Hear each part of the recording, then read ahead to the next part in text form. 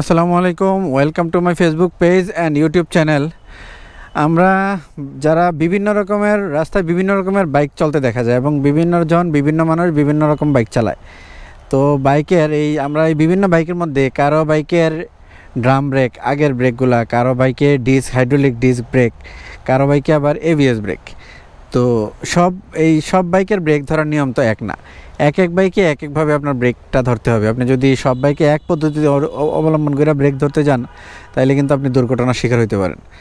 তো এই ড্রাম ব্রেকের ক্ষেত্রে, হাইড্রোলিক ডিস্ক ব্রেকের ক্ষেত্রে এবং এবিএস ব্রেকের ক্ষেত্রে কোন বাইকে কিভাবে আপনি ব্রেক করবেন, আমি আজকে ছোট্ট একটা ভিডিওর মাধ্যমে আপনাদের সাথে বিষয়টা শেয়ার করব। আশা করি আপনারা ক্লিয়ার হবেন এবং উপকৃত হবেন। প্রথমে আমি ড্রাম ব্রেকের কথায় আসি।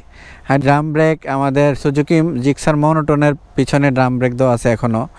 আবার কমিউটার সেগমেন্টের কিছু আগের বাইক, হিরোর কিছু বাইক, সুজুকির বাইক কিংবা বাজাজের বাইক, যেগুলা আগের কিছু বাইকের মডেল দেখা যায় যেগুলো সামনে পিছিয়ে দুই চাকাই ড্রাম ব্রেক। তো ড্রাম ব্রেকের ক্ষেত্রে আপনি কিভাবে বাইকটা রাইড করবেন, আমি বাইক রাইড করতে করতে আপনাদের সাথে ভিডিওটা শেয়ার করি, তাহলে ভালো লাগবে বিষয়টা দেখতে।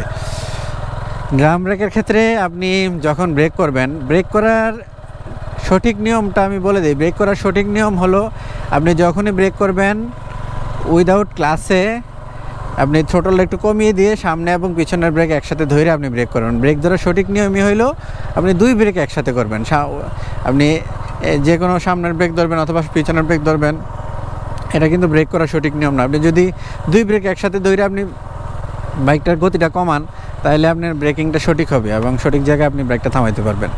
তো ড্রাম ব্রেকের ক্ষেত্রে যেটা হবে, ড্রাম ব্রেকের ক্ষেত্রে আমাদের ব্রেক ধরার বিভিন্ন রেশিও আছে। যেমন আপনি ইচ্ছা করলে 10% ব্রেক ধরতে পারবেন, ইচ্ছা করলে আবার 20% ব্রেক ধরতে পারবেন, ইচ্ছা করলে 50% ব্রেক ধরতে পারবেন। আমার এই ইমার্জেন্সি সময় আপনার ব্রেকটা 100% ব্রেক করেও বাইকটা একবারে থামাই ফেলতে হবে। তো ড্রাম ব্রেকের ক্ষেত্রে আপনি যখন ইমার্জেন্সি মানে নর্মাল ইউজের সময় তো আপনি একটু একটু করে ব্রেক করবেন, হালকা হালকা করে ব্রেক করবেন, 10-20% যখন যেটা প্রয়োজন এভাবে ব্রেক করে আপনি বাইকের গতি নিয়ন্ত্রণ করবেন। বাট ইমার্জেন্সি মুহূর্তে তো আপনাকে অল্প জায়গার মধ্যে গাড়িটা থামাইতে হবে। তখন আপনি ড্রাম ব্রেকের ক্ষেত্রে চেষ্টা করবেন একটু রেশিও মেনটেন করতে। যেমন প্রথমেই 30%, তারপর 80%, তারপর 100%, এইভাবে ব্রেকটা ধরলে আপনার ব্রেকিংটা সেফ হবে। বাট আপনি যদি ধৈরেই প্রথমেই লক করে দেন বাইকটা, তাহলে কিন্তু আপনি দুর্ঘটনার শিকার হইতে পারেন।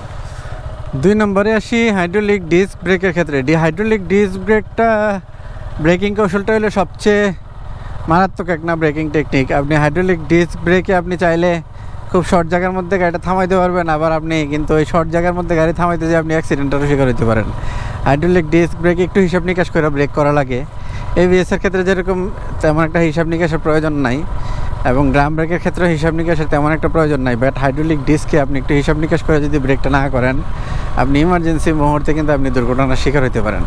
নর্মালি ড্রাম ব্রেকের মতোই হাইড্রোলিক ডিস্কেও আমরা যখন কম গতির ক্ষেত্রে বাইকের গতিটা একটু কমাবো, তখন আমি ব্রেকের 10%, 20%, 30% রেশিও অনুযায়ী ব্রেক করবো। বাট যখন ইমার্জেন্সি মুহূর্তে আমার সামনে চলে আসবে, কোনো কারণে আপনার বাইকের সামনে অ্যাক্সিডেন্ট হয়েছে কিংবা কোনো কিছু পড়ছে, আপনার ইমার্জেন্সি বাইকটা থামানো দরকার, ওই সময় আপনি হাইড্রোলিক ডিস্কের ক্ষেত্রে আপনি কীভাবে ব্রেক করবেন? তখন আপনি কি এবিএসের মতো আপনি হুট করে পুরো ব্রেক লিভার টাইনা গিয়ে আপনি ব্রেক লক করে দিবেন?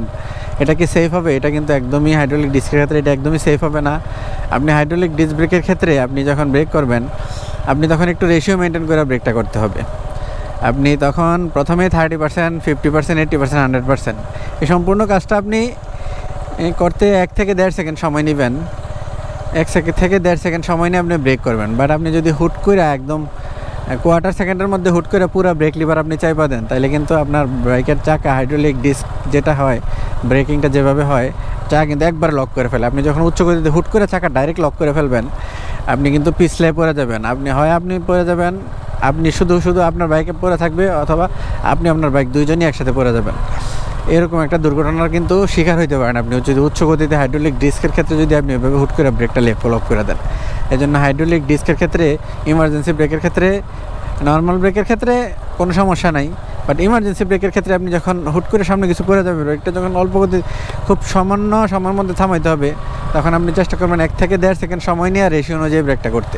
প্রথমে 30, 50, 80, 100 এই রেশিও অনুযায়ী বাইকটা থামানোর চেষ্টা করবেন, তাইলে আপনি দুর্ঘটনার হাত থেকে নিজেকে বাঁচাইতে পারবেন। তারপরে এবিএস ব্রেকের বেলায় আসি। এবিএস ব্রেকের বেলায় আপনি যখন ব্রেক করবেন, এবিএস ব্রেকের ক্ষেত্রেও আপনি যখন ব্রেক করবেন তখন আপনার রেশিও মেনটেনের প্রয়োজন নেই। আপনি নর্মালভাবে যখন রাস্তায় রাইড করবেন তখন 10% 20% ধরেই তো বাইকের গতি কমাবেন। বাট ইমার্জেন্সি সিচুয়েশনে আপনার সামনে কিছু চলে আসলে, আপনি যদি ডুয়াল চ্যানেল এবিএস হয়, মানে 2 চাকাই এবিএস থাকে, তাহলে আপনি চাইলে ইচ্ছা করলেই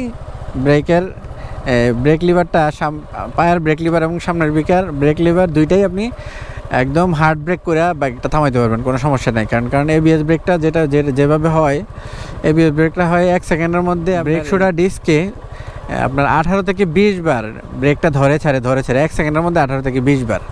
এটা আমি আর আপনি বুঝবো না, বাট এবিএস প্রযুক্তিটা এমনই, এটা আপনার 1 সেকেন্ডের মধ্যে বাইকটাকে বারবার ধরবে ছাড়বে এবং আপনাকে সেফ ব্রেক করতে সাহায্য করবে। তো আশা করি বুঝতে পারছেন আপনারা ড্রাম ব্রেক এবং হাইড্রোলিক ডিস্ক ব্রেক এবং এবিএস ব্রেকের ক্ষেত্রে কীভাবে ব্রেক করলে আপনি নিজেকে সেভ করতে পারবেন।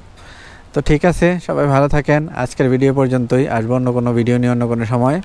আমার চ্যানেলটা সাবস্ক্রাইব করে দিবেন, ফেসবুকে যারা দেখেন ফলো দিয়ে দিবেন। আল্লাহ হাফেজ।